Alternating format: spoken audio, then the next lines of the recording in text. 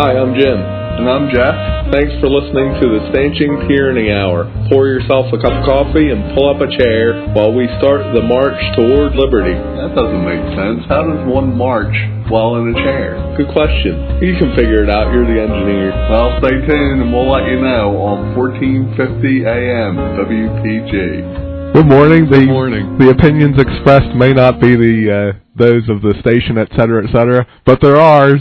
And that's where the trouble starts. Yeah, that's for sure. And we got a lot of trouble to stir up today, don't we? Yeah, we're feeling particularly ornery, aren't we? Yeah, that's for sure. So well, welcome. Sun's shining and it gets us all, excitable. Yeah, that is exciting. Yeah. And hopefully have you noticed the day might start out sunny and then it gets cloudy? It's been like that for weeks. It has. It looks like it's going to be a sunny day again today, and we'll see. Yeah, we'll see if it sticks around. Yeah. But welcome to the Stanching Tyranny Hour. We're glad you could join us here. We have a lot we need to dig into. But, of course, first is the sequester. Woo! Look out. Yeah. The sky is falling. Right. Got your umbrella? Yeah. Who's tired of hearing about that?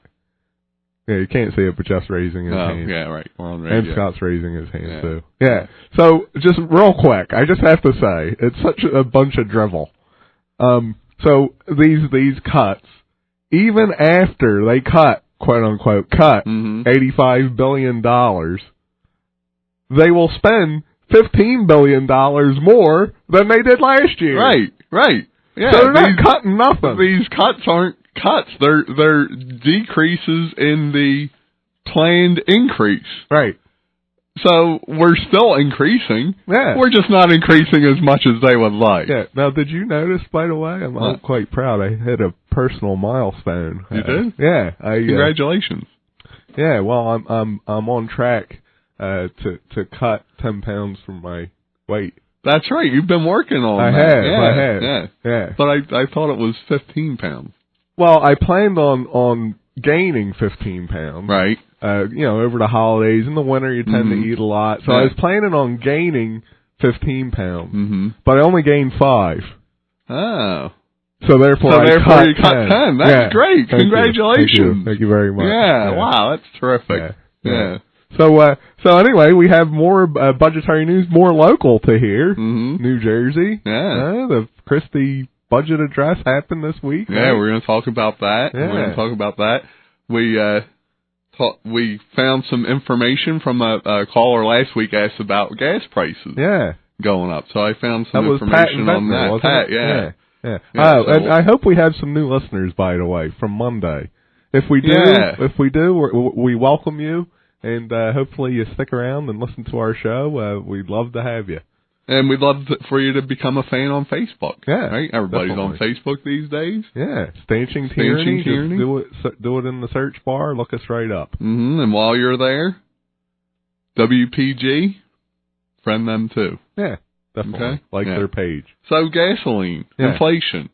So inflation, if people don't know what inflation really is, it's an increase in the money supply. It's not an increase in prices across the board. In other words, we've been kind of programmed by our leaders to think that inflation means the price of everything goes up. Well, and also we've been conditioned to believe that prices go up due to an evil intent of whatever the company is providing that good or service to, quote-unquote, make more profit. Yeah, and furthermore, we've been programmed to believe that a healthy amount of increasing prices is actually good for the economy. Yeah. And that's the Federal Reserve's job, is to, maintain a stable prices, healthy they call it, rate of inflation, which, they say is, well, they used to say it's 2%. Now all of a sudden they're saying it's 3%. Yeah. They kind of snuck that in there. Right. But the fact is, inflation by definition from an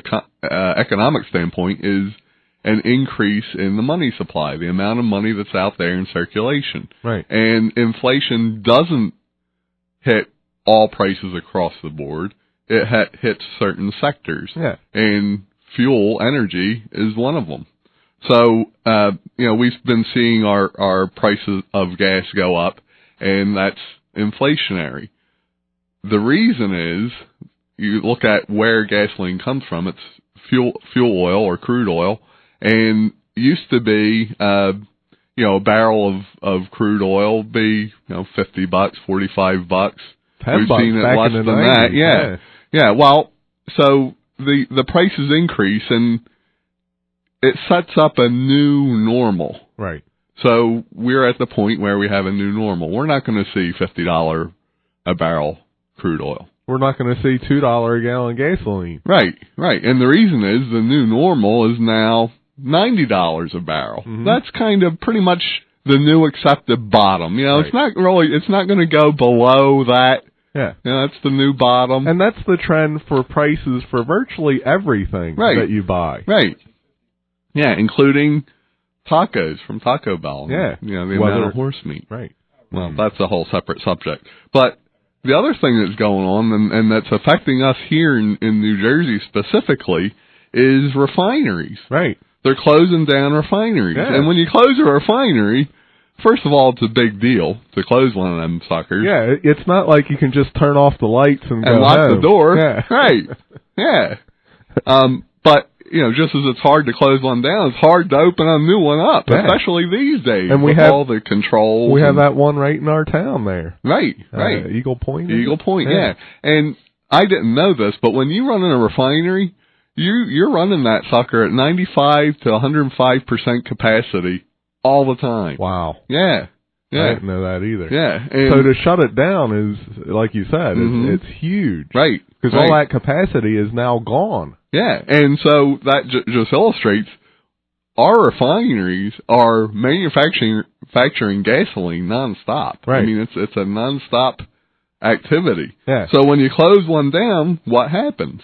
Well, then you have less supply. You have less supply. It puts more pressure on the price because, they need the demand to go down, right? You got to strike an economic balance between supply and demand, which that's what pushes the price up. That's the job of prices in a free market, right? So as a result, we see now becoming at the gasoline pump, $3.50 is now kind of our new normal. Could we, it's February. We're not supposed to be typically seeing increases in the price of gasoline in February. Typically that holds off till, April, May when the summer driving season starts, and then we'll see it going up. So, what does that portend for those months coming? $5? Yeah, maybe. Could it be? Yeah. I mean, I don't know. We'll see. But refineries keep closing down. The oil companies don't want to build new ones. Well, why? I know why. Because practically every state nowadays has their own rules, their own blends. New Jersey's complicit in that, as is California. Yeah, you got the ethanol requirements and all that. It's becoming harder and harder to refine gasoline and make money doing it. Right. Hess closed a key refinery hub in Port Reading, New Jersey in January. Right. So that's two off the top of our list. And that's right here in our backyard. Right. So you can bet that's going to affect our prices. Yeah. And so that's what's going on, Pat and Ventnor.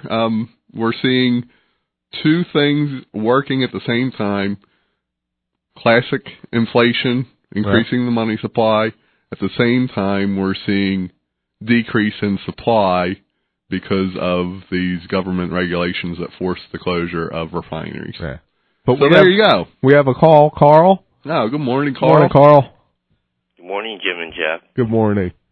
Yeah, and don't you think partly they're cutting refineries because actually the demand for use in the United States, because people are driving less and less? Yeah. Demand has definitely gone down. At the speech that President Obama gave, he liked to make it sound like he did some great things to make it that we're not importing as much oil. Well, the fact is we're just not using as much. Yeah, and that's not necessarily a good thing. Right. No, it's not a good thing. But most of that is because it costs so much for the gasoline, and people have to cut back. Yeah.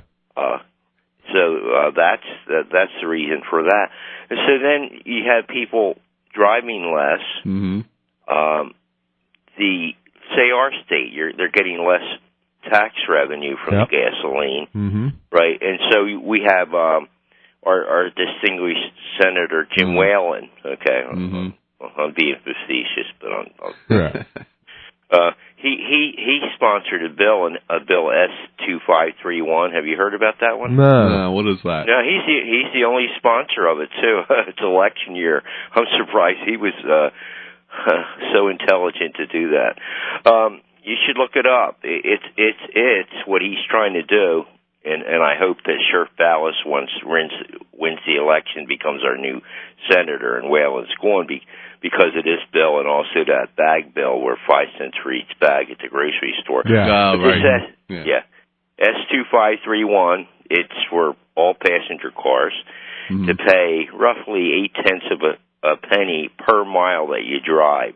That's right. I did hear that in passing. Yeah. So how would they enforce such a tax, Carl? Any idea? Well, the motor vehicle, when you get your car inspected, right. Okay. Well, plus you have to report the mileage, and I assume that's going to be on your state income tax yearly, I guess. But I know, reading the bill, it's confusing. I mean, you can pay monthly, quarterly, yearly. Right. But if they think that you're doing to them what they're doing to you, screwing you, they think you're false, reporting less mileage than they're driving, they can actually order you to go to motor vehicle to get your odometer read. Wow. Wow. Yeah. Unbelievable. Huh. Oh, exactly. Now, it's not on the bill, but somebody called their office, which I've only ever called that once, and that was about that 5 cent bag bill, and the woman was like, well, Senator Jim Whalen sponsors this bill, and I'm thinking, oh my God, then it must be the best thing for us. Yeah, absolutely. Yeah. Oh, wow. And I'm thinking, but that isn't what I thought. I thought that maybe she's as intelligent as he is. Right. What I thought. Right. Oh yeah. Well, that's the way. That's the way these people think. Is that that we're the problem. We're the common problem. We're the common class that really don't know our own good. Right. And we need them to offer us the solutions to the world ills. Yeah. Yeah, and actually in this case, Carl, now that I think of it, it would be pretty darn easy for them to enforce such a tax. You got Easy Pass, right? That could tap into those records. Right. There's plenty of ways. Right. Yeah. Yep. Right. But the worst thing about that, you know how that goes. Oh, man, that's not enough revenue. We're going to have to raise it up to 2 cents a mile. I'm sure they're promising not to do that, right? Mm-hmm. Yeah, just like the income tax used to be only 1 or 2%, right? Yeah. Well, how's that working for us? Remember the increase, and then you're going to get, that was for property tax relief, and then you'll get a homestead rebate, and they're postponing that little bit of money they're giving you back. Right. Yeah, well, that reminds me, and we'll let you go, Carl. I want to talk about this another minute. Thank you, Carl. But I was thinking this morning. I'm getting ready to come in, and I started thinking about this, and an analogy came to mind. Yeah. All right. So the question is, like Carl just mentioned, is we grovel for these crumbs. We do. To get back these crumbs, right? Like the homestead property rebate and the income tax refund, which people incorrectly call rebate. Right. It's a refund, right? And, we grovel for these crumbs, and we're grateful to have them, and we're so lucky. Well, let's think about this. We got all the ingredients together. We baked the bread, right? Right. And we had it taken from us by our overlords, who then give us some crumbs back and then expect us to be happy with We're supposed to cheer about it. Not only that, but they make it harder for us to make more bread. Yeah, and if you're not happy about it, and if you complain about it like we are, well, you're just unpatriotic. Yeah. And why you have to hate the children. Right. Yeah, exactly. A great example of that is Chris Christie's budget address. One thing that he got into was was that the statewide property taxes only increased 1.4%. Oh, isn't that great? Yeah. Wow, we're supposed to be They cheering. only went up. Yeah, and that's the lowest rate of increase in 24 years. Oh, great. So never mind the fact that taxes have gone up for 24 years No, straight. never mind that small detail. Don't worry about that. Right. What right. we're focusing in on here is that they're only going up 1.4%. And we're supposed Meanwhile, to be... Right. We're supposed to be cheering about this. Well, these are the crumbs, I'm telling you. I know, you're right. These are the crumbs. Meanwhile, personal income dropped 3.6% in January. So wait, let's do this math. Well, wait, I'm no mathematician, but that sounds like a lot. Well, the way I see it, if personal income drops 3.6% and prices or taxes go up 1.4%, that would be a 5% decrease in money that the household has to spend on, surviving and baking another darn loaf of bread. Right. That's what correct. I'm saying? I see exactly what you're saying, and you're right. You're right, and But we're supposed to be happy about these crumbs that they give us. My tax refund is here. Oh, I'm so glad.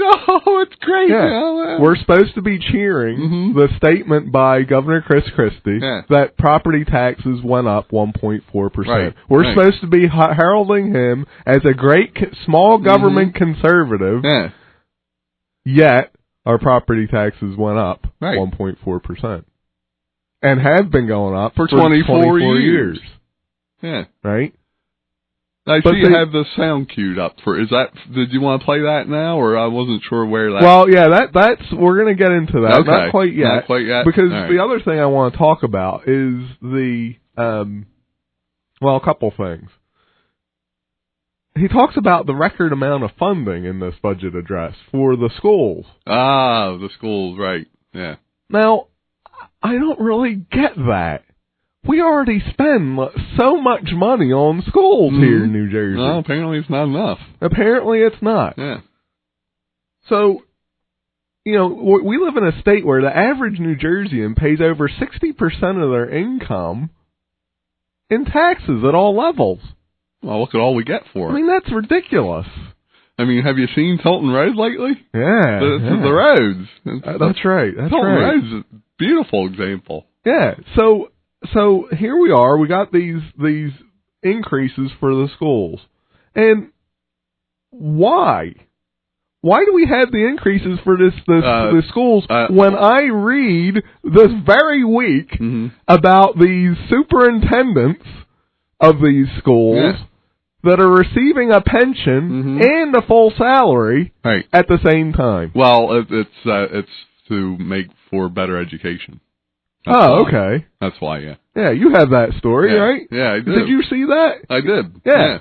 Here, right in our own backyard, the Black Horse Pike Regional School District has a superintendent, or was it past superintendent? Well, yeah, he's retired and receiving a full pension for his service as superintendent of the Black Horse Pike Regional School District. Okay. And at the same time, he is serving as interim superintendent for, I think it's Monroe Township or something like that. Whatever. Yeah, but it's an interim position. Right. So how much does he get for? So how much does he get for that? Well, he's getting for the pension. Now keep in mind, taxpayers. This guy is getting paid $174,000 for his pension. And I know he was promised it and all this stuff and all that baloney. But here we are, we're paying two people, basically, to do one job. Right. Right? Yeah. Now, that's a whole issue. It's a whole different ball. But in this particular case, this guy is taking the income from both of those positions. So he's taking the pension for superintendent's pension, $176,000 or $174,000 a year, and he's serving as interim superintendent, getting paid for that naturally. Well, how much is that? Oh, that's another $156,000 a year. Wow. Give or take. So this guy's making over $300,000 a year. Mm-hmm. And what does Governor Christie say? That he's allowing for record school funding. Yeah, right. So this is what we're paying for. And the guy, this was in the Courier Post, where I think it was. I think it was the Inquirer. Yeah. So of course, the guy, and I forget his name, but he says, well, what I'm doing isn't illegal. Oh, gee, thank you. Yeah. Oh, you're such an honorable person for not breaking the law. Never mind the fact that what you're doing is just plain wrong. I don't care if it's not against the law. Well, see, it's wrong. You shouldn't be doing that. And we have an employment problem here. Granted, they're going to pay somebody to do that job, but you're just being a greedy, selfish leech. He is being a leech. And see, but that's what's wrong with people these days, right? That's what's wrong with guys like him that are in government that think that, well, gee, I'm not doing anything illegal. Well, mister, that doesn't mean that it's right. Yeah. Right? Just because a law makes something illegal doesn't mean that thing is wrong. Well, right? And furthermore, just because a law isn't against something doesn't make that thing right. You understand that? Right. Yeah. Right? There's plenty of laws that we have that are just silly. Yeah. That that make driving without a seatbelt on illegal. Yeah. Right. That doesn't make that immoral. It's a victimless crime. Right. Right. But the law still exists. That doesn't mean it's right. Yeah. So that's what he uses to justify, in his own mind, the theft that he's perpetuating on the taxpayers in South Jersey. If he wanted to do the honorable thing, he would say, well, I'm receiving this pension. I know school budgets are strapped. I know unemployment in New Jersey is almost 10%. Granted, the school district has to find someone to do this job, but in the interim, I'm going to do it for free. Right. Because I'm a stand-up individual. No. I'm not a leech. No, I'm sorry, he is a leech. Yeah. Yeah, so wait, I have a great idea. Mm-hmm. Because this is pervasive from what I can tell. It's all throughout. It starts with superintendents of school boards, right, and it goes all the way up the food chain. The state governments and county governments and federal governments, and they all do it, and they all say the same thing, and that is, well, it's not my fault that they made this deal. Right. Now it's not my problem that they can't pay for their promises.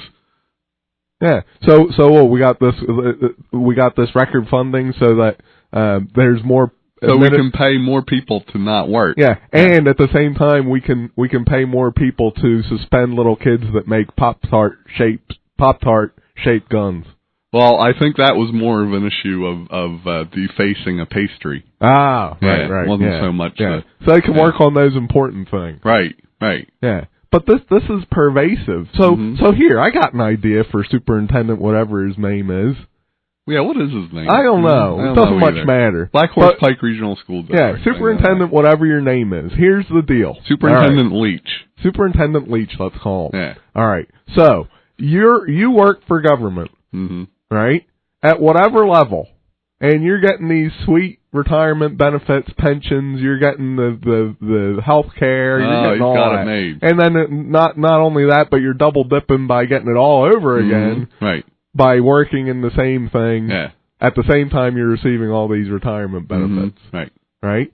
How about we make a law where if you work for a level of government, whether it be a municipality or a county or a state, you have to stay there. After you retire, you're done your public service, quote unquote. You need to stay there. Right. You can't move to Florida. No. You can't move to Texas. You can't move anywhere. You got to stay right where you're at. Right. Where you're getting paid from. Right. Yeah. How would that be? I think that's fair. Why not? Why not? We got laws imposed on us all the time. Huh? Yeah. Right. What's good for the goose is good for the gander, ain't it? Sure is.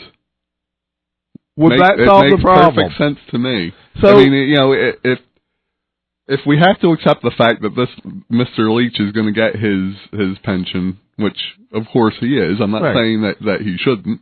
It's a dumb promise to make on behalf of the school boards and all that. They're stupid. Well, it is stupid. It's not their money, but it's done. Right.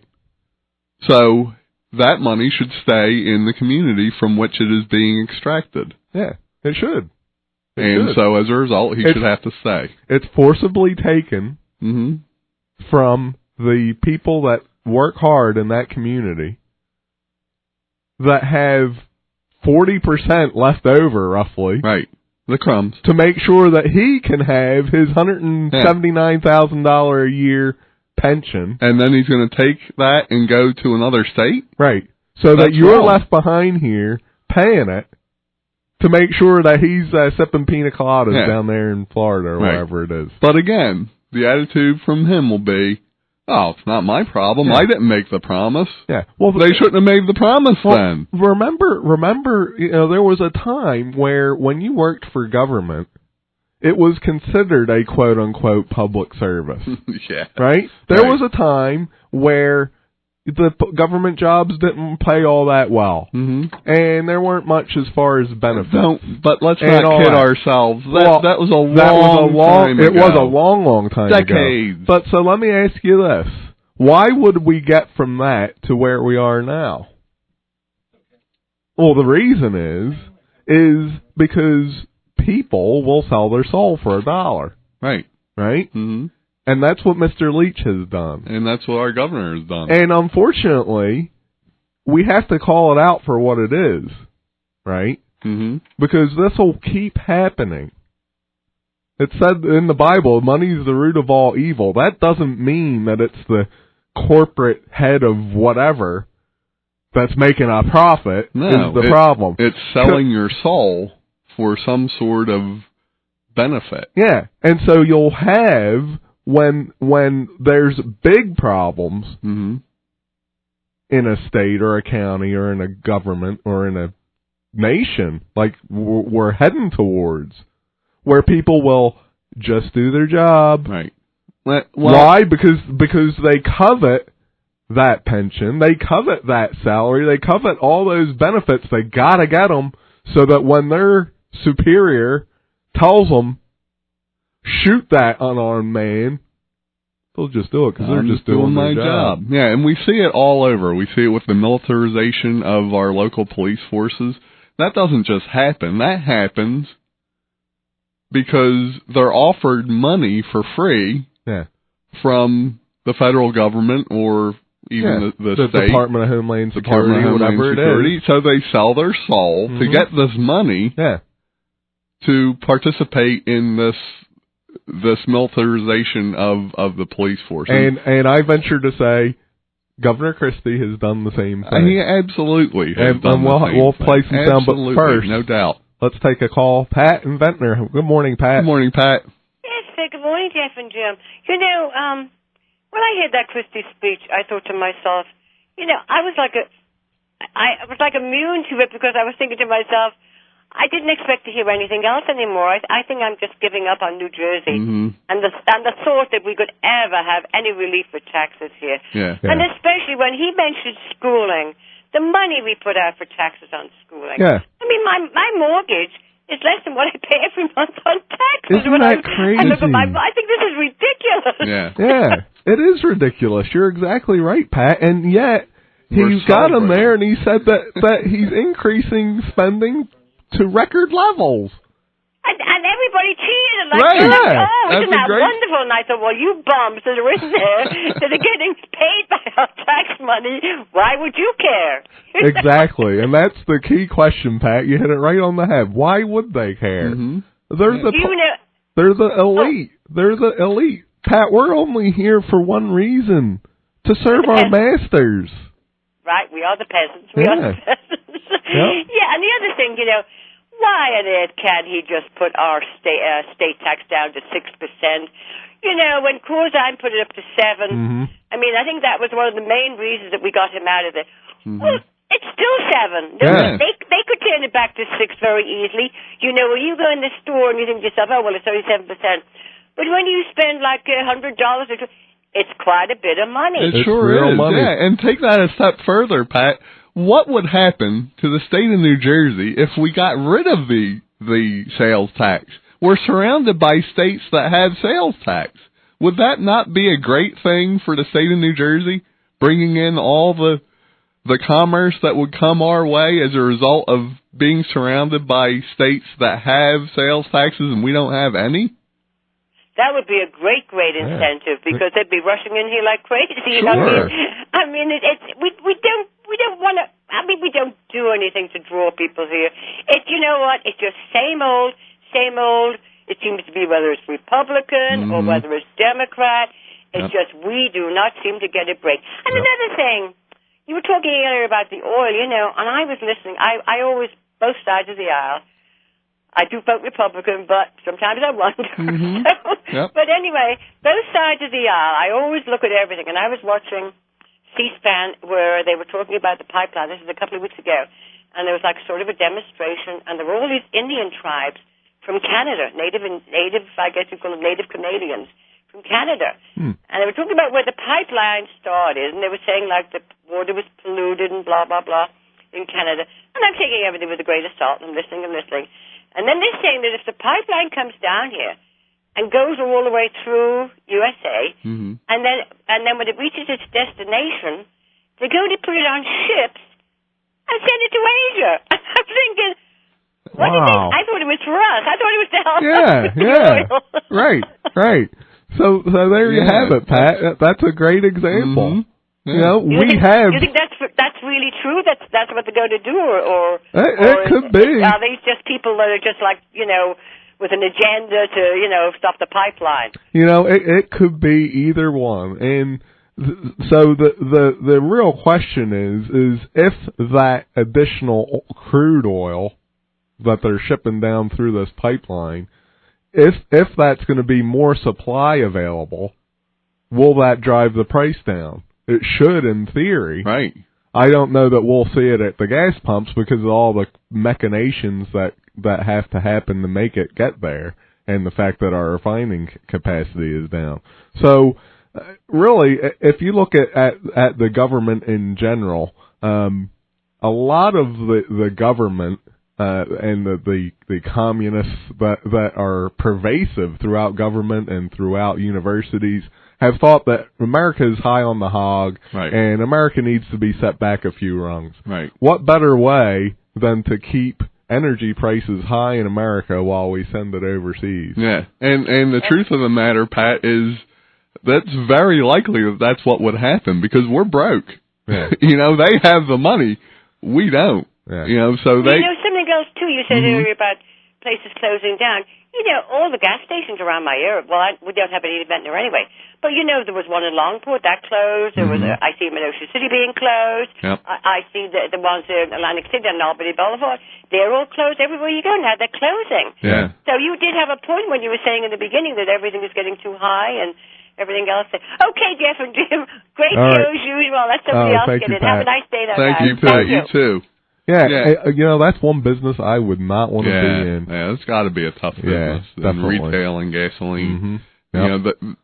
The profitability is pretty much fixed. I mean, there's only so much you can charge, and it's so competitive. Right. But on the other hand, on the cost standpoint, the regulations must be just awful, especially in a coastal community. Yeah, it's got to be 10 times worse. It's got to be a lot worse than we than imagine. We can. Yeah, definitely. So we have another call. Tony in Pleasantville. Oh, good. Hi, morning, Tony. How you doing, fellas? We're crotchety. Well, the latest on that pipeline is that Obama's all for it as long as the pipeline is hooked up directly to the gas tank of Air Force One. Yeah, well, that would be that appropriate. way he can fly around as much as he wants. Well, sure, I wouldn't want to have him sacrifice any level of lifestyle. No, absolutely. No. I mean, he is for the downtrodden and everybody. I mean, it only costs them only $200,000 every time they gas that baby up. But, but I understand him and his wife are eating breadsticks and drinking mineral water on the plane, though, as they're flying around. month. So. I'm sure. That's part of the sequester, I'm sure. Yeah. Oh, absolutely. You know. By the way, I heard you gentlemen earlier. Actually, you did put on weight during the winter, but your wallet got skinnier. See, well, that's true. Your wallet, the weight your wallet lost offset the weight you put on. So you never noticed that you put the weight on. You know, you're right, Tony. I was saying when he was saying that, I was saying here, you know, you don't look like you lost any weight.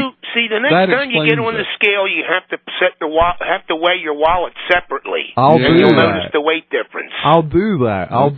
Because goodness knows, between Barack Obama and Chris Christie, it's probably a lot lighter. I don't know. I'm reading Christie's budget here, and he rails against the teachers union and everything, but he's increased the spending by almost $100 million. Isn't that crazy? Yeah, our tough talking conservative governor, that's right? Him. That's him. But we have some more tough talk that we're going to play here, Tony, and let us get to that, Tony. We're running a little short on time. Well, here's the thing. I'll leave you with this real fast. I heard you and Carl talking about that bill our wonderful Senator Whalen wants to pass between the gas tax or the mileage tax. And I was doing some house cleaning the other day, and I found a ton of old plastic supermarket shopping bags. So to save you guys some money, I'll mail some to the studio so you won't have to pay that 5-cent tax. That's a great idea. Shopping bags. Yeah. That's a great idea. I see a whole underground economy developing. Yeah. Oh, absolutely. You know, you figure if you got a 5-cent per bag tax, some entrepreneur could stand out front of the shop, right, and offer his bags for 2 cents or 3 cents. That's a bargain. I'm going to open up a little concession stand and sell them for like only 2 cents a bag. You know, that's a great idea. That's a great idea. Would you give us a volume discount? I'll give you 4 for 10. Yeah. Well, I'll cut you guys a break. All right. Was it what was it? 1 for 2 or 2 for 5? Yeah, that sounds great. All right, Tony. Thank you very much. Have a good one, guys. All right, you too. But yeah, you know, Tony's exactly right. Pat's exactly right. We listen to this budget address, and we're supposed to get all excited and all fired. Wonderful conservative, and one of the things is the Obamacare. Let's hear what Governor Christie had to say about that. Now, let me also be clear. I am no fan of the Affordable Care Act. I think it's wrong for New Jersey, and I think it's wrong for America. I fought against it and believe in the long run it will not achieve what it promises. However, it is now the law of the land.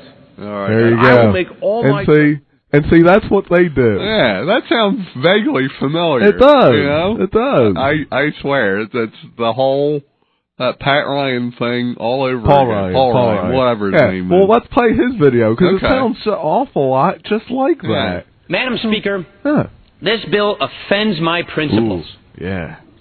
But I'm going to vote for this bill in order to preserve my principles. Why? In order to preserve this free enterprise system. That makes no sense. This is a Herbert...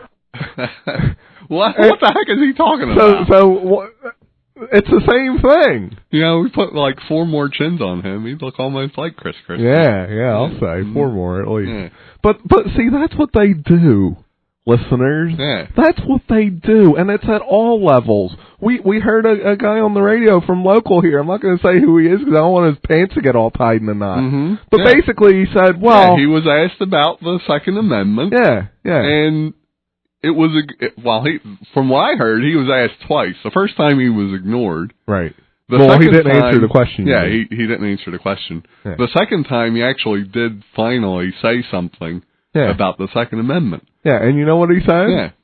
Well, it's not my job to interpret the law. I just enforce the law. Yeah. Okay. So let's see. So let's go back 60-some plus years, and they're rounding up the Jews in Germany. Right. So how do you think the people that did the rounding up justified it? Now, that was a lawful order, right? Right. I mean, it was the people law. doing the rounding up, they were doing their job, That's right? What enforcing the law, sure. Is that what we've come to, listeners? At all these various levels? At police, at fire, at military, at National Guard, at schools, And they just say, "Oh, I'm just doing my job. I'm just doing my job. I'm not questioning anything. I'm just doing my job. I just do as I'm told." Is that what we have to look forward to? If things got really, really bad in America, is that what we would have to look forward to, listeners? And we don't have to think that it wouldn't happen here. It couldn't happen here. It certainly could happen here. And the reason is, just like you said before, money. Right. These people are being paid. They don't want to give up that, right? So they're going to do their job. Right. Right? Even if it involves something that they shouldn't and offends their sensibilities. I mean, you look at the suicide rate for the military right now. It's through the roof. It's like 22 service members per day or something. Yeah, why is that? Why is that? Could it be that they just can't live with themselves after doing their job, quote unquote, and they just can't deal with the consequences of doing their job? And could it be that? Well, why couldn't it be that? I don't know that it is, but why couldn't it be? Yeah. Well, it's all gets down to incrementalism, right? Incrementalism. We've talked about it before. The speech from Chris Christie is a model of incrementalism. Absolutely. He gets elected of this false conservatism. He gets everybody across the country all excited because look what he said to that teachers union. Mm-hmm. And did you see how he talked to the what? Stood up to him. Yeah. It's baloney. It's all for show. Actions speak louder than words, and the actions are moving us towards big government. Thanks to Chris Christie. Right. Thanks to Barack Obama. These calls for bipartisanship. If I hear another person say, they just got to come together. No. Bipartisanship is not a good thing. It's not a good thing. When you hear bipartisanship, you can rest assured that you're about to lose your freedom. Right. Yeah. Some aspect of your freedom. Exactly. When either politician agrees to something, there's only one person who loses. You. Right. And we have to stand up for our individual liberty. That's what government's role was intended to be in the United States. Mm-hmm. Was to preserve life, liberty, and property. We've gotten so far away from that. So far. And it's not just Barack Obama. Come on. This hasn't just been happening over the last 4 or 5 years. And Pat hit it right on the head, and I'm the same way. For the most part, I vote Republican, right? Yeah. For the most part. Right. But she's right. Mm-hmm. They're just as bad. They're no different. They're different sides of the same coin. They're not really fighting against each other.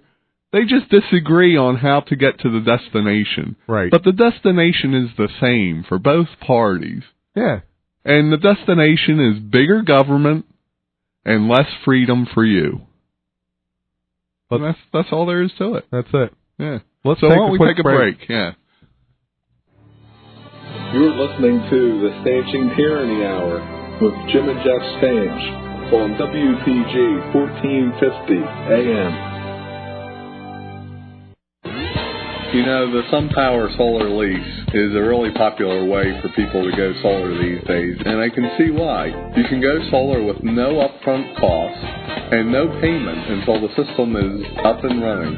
Not only that, but that payment will never go up during the 20-year life of the lease, and it's really easy to get started. All you have to do is give us a call at 856-939-6652. A lot of people out there are using the solar lease, and they've eliminated their electric bill. They've replaced it with a fixed lease payment that will never go up, and they're getting additional income every year from the system. Give us a call to find out more, 856-939-6652. The SunPower Solar Lease. There's no easier way to go solar. You're listening to the Stanching Tyranny Hour with Jim and Jeff Stanch on WPG 1450 AM. Welcome back. All right. Thank you for that quick break. We wet our whistle a little bit. And the solar lease, is that about the best innovation You talk about freedom and independence and just being able to unshackle from the increasing costs of electricity. Yeah. There's no better way to do it. No, and the thing is, it doesn't cost you anything. Yeah, I know. I got to play this out. I keep hearing this around the shop. It's free. It's free. All right, so I'm going to play this out. You pull the thread. Go ahead. All right. I'm a customer. Right. All right. And I want solar. Okay. And I call you and I say, all right, give me some solar. I don't want no electric bill no more. Right. All right. So what happens? So I talk to you, get your info. I pull up your house. I see if it's a good candidate first and foremost. Yeah. And then I tell you basically how it works. I ask you to send me your electric bill, which you graciously do. Mm-hmm. And then as long as you have a credit score of 700 or above, you can go solar with no upfront out-of-pocket cost. Okay, so let me get this straight. You look at my bill. I send you my bill. You look at it. Right. You lay out a system that'll make all of my electric. Is that right? Well, we're going to try for all your electric. Okay. Yes. All right. So let's go on that assumption. All right. So we're going to make all my electric. All right. And so I have at that point eliminated my electric bill. Yeah. All right. So I say, all right, that's a good deal. Let's go ahead and do that. Right. I don't want electric bill anymore. Okay. All right. So I sign on the dotted line. Right.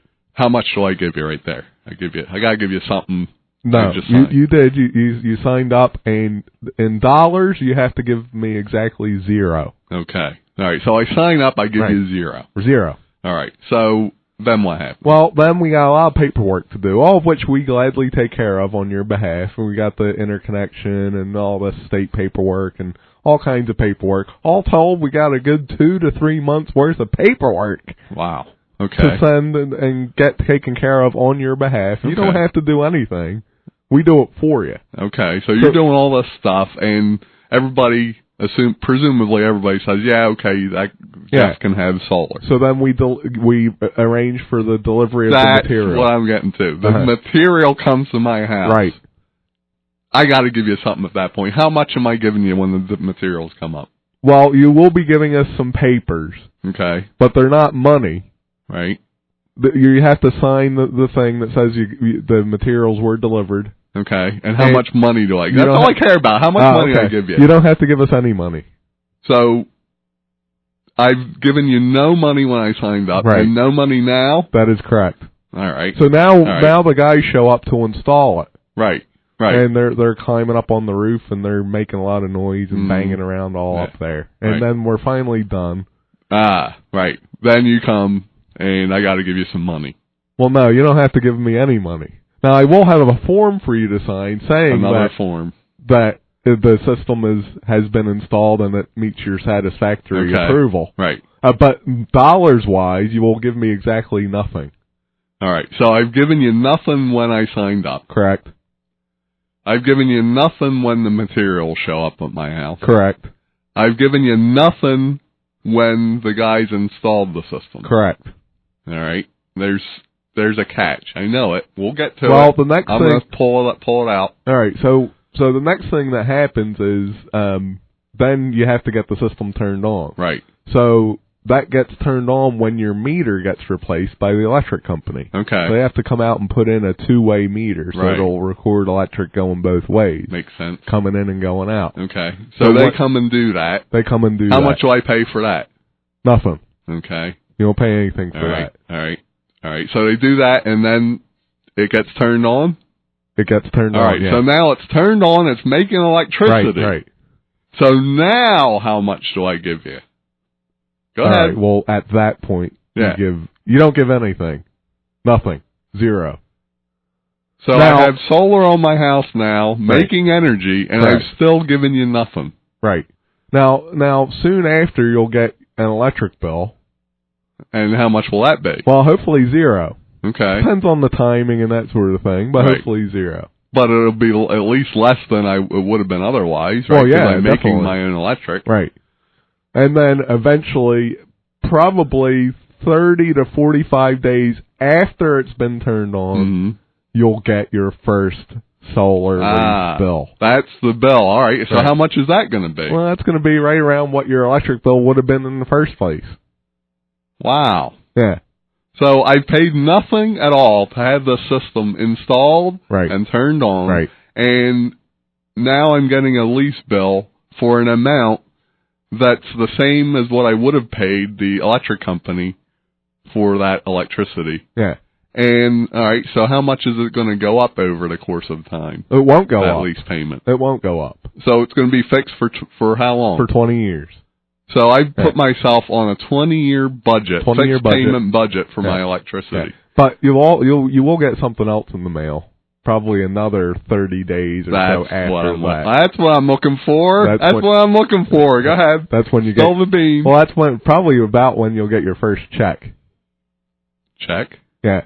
Yeah. What do you mean? Well, when you have solar, you get paid for every 1,000 kilowatt hours that your system makes. You get paid in real money. So you'll get a check for that. Why wouldn't I do this? I'm not real sure. Well, maybe if you live in a hole in the ground, but that would do it. So if that's all sounds good to you, why don't you give the office a call at 888-669-7337? We do it all virtually now. Yeah. We don't have to put you through 3 hours of drudgery because we can do everything electronically. So call our office, 888-669-7337. And Kevin or Lori will be glad to schedule an appointment. It'll be a virtual appointment. It takes about an hour. Arrange for you to send your electric bill. It's all real easy. It's never been easier. Yeah, absolutely. And it's a great thing to do. So give the office a call. Speaking of drudgery. Yeah, I love drudgery. So did you see the story about the government workers anxious about furloughs? No. But also effects of bashing. This is in the Washington Post. Oh, are they getting bashed? Yeah. So I got to read you some of this here. This is great, this article. So now, where was this article? This was in the Washington Post. Okay. A couple days ago. Right. So first line here. No one would mistake Mantua, a leafy section of Fairfax County, where houses sell in the $700,000 range, for a factory town. But where Jenny Fu lives, almost everyone's paycheck comes from the same place. Oh, wait, let me guess where. The government. Right. Yeah, she spent her career at the State Department, lives across from someone who worked at the Food and Drug Administration, another guy down the street that worked in the U.S. Geological Survey, and just up the street from a couple of military families. Around the corner, there's a National Park Service historian, and a Pentagon analyst down the street, and a Foreign Service diplomat. Wow. They all live in this $700,000 home community called Mantua in Fairfax County. Yeah. For most of their lives, federal workers in Mantua say, having United States Treasury atop their paycheck meant security, pride, and sense of mission. Oh, yeah, I'm sure they analyzed that paycheck every time they got it. They stood up and saluted the flag and promised to uphold the Constitution. But things have changed. Oh. Now it means having to defend yourself against arguments. No. From strangers. Like us. And even from your own relatives. Not like us. That you're an overpaid and underworked leech. And that sounds familiar. Yeah, it does. And in these days of political paralysis, it means that paycheck suddenly isn't so secure. Oh, no. What? Yeah. They might be a victim of the dum-dum-dum. The story goes on. Sequester. Jenny Fu says, I can't even be sure that my pension check will get here. Oh, no, Jenny. She recently retired after 36 years at the State Department, working on passports, issuing travel warnings, and handling sensitive cases of Americans in trouble abroad. Oh, the people's business. Yeah. Hey, Jenny, you know what? There's people who, I don't know, don't work for the government that have to live with those kind of realities every day. Well, that Imagine comes under that. this next sentence. She says, it's going to affect everybody. Filter down beyond us. No pension, no spending. Oh, it all trickles down. Oh, Jenny, can we have your crumbs, please, Jenny, please. Please, may I May I walk your dog? Spend your money with us, Jenny, please. Yes, please the do common it. people. Because we need your crumbs. Yes. So that we may eat and live. Yeah. Our meager existence to serve you. So underappreciated. Yeah, the story goes on, and it's really good. I recommend people look it up.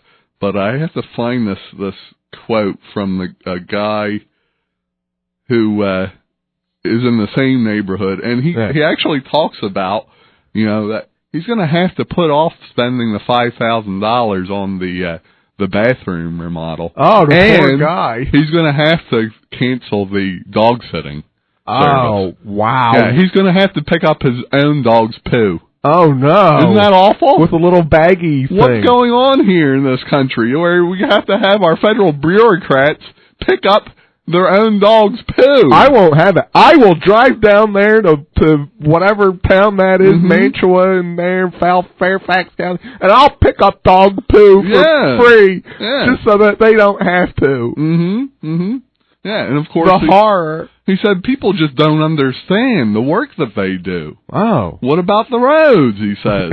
Yeah, what about those? Yeah, we spend all this money to develop, cures and technology and all this good stuff. Goodness knows, if we didn't have government, we would still be riding around in covered wagons with horses pulling them. Right? We would still have the telegraph and use Morse code. We wouldn't be able to do anything if it weren't for the graces of our overlords. It's absolutely true, and we should be more grateful. We should. Maybe we can do that next week. We'll see you then. Of course. Thanks for listening.